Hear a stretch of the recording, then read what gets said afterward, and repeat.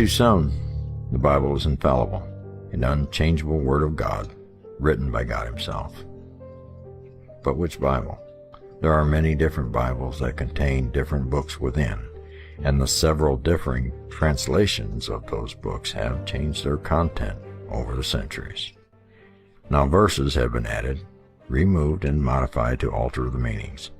Some have been simply forgeries, inserted for political and social reasons. Words, which mean one thing in Greek or Hebrew, have been given entirely different meanings by interpreters, sometimes out of ignorance and, sometimes out of plan.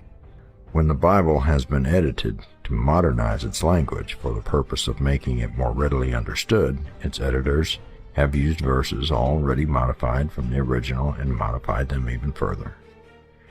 Now entire verses have been moved and footnoted, changing the meaning of the original, not only to make it more readable to modern eyes, but to reflect the opinions and beliefs of the editors.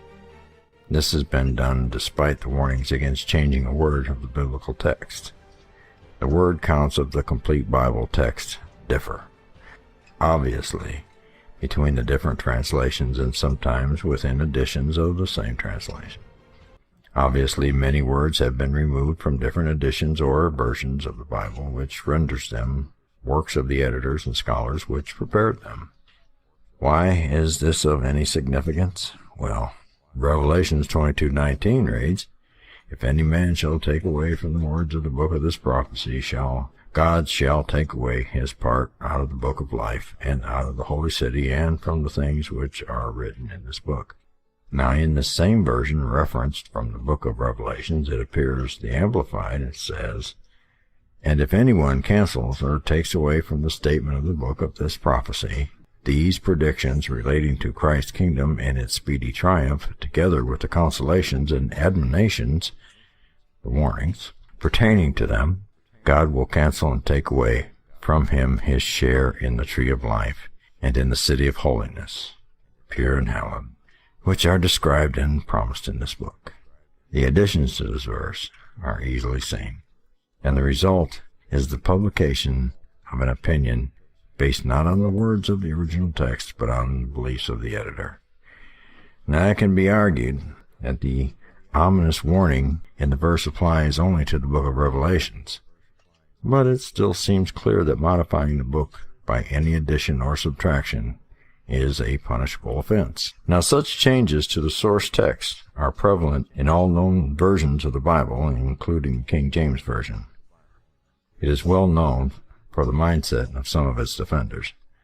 Now some of these claim that all other versions of the Bible are false, little more than forgeries, and that the King James Version is the only version of the Bible, that which should be read. Now, in doing so, they ignore the many errors of the translation between the original source documents, as well as the clear insertion of additional verses many years after the original documents were written.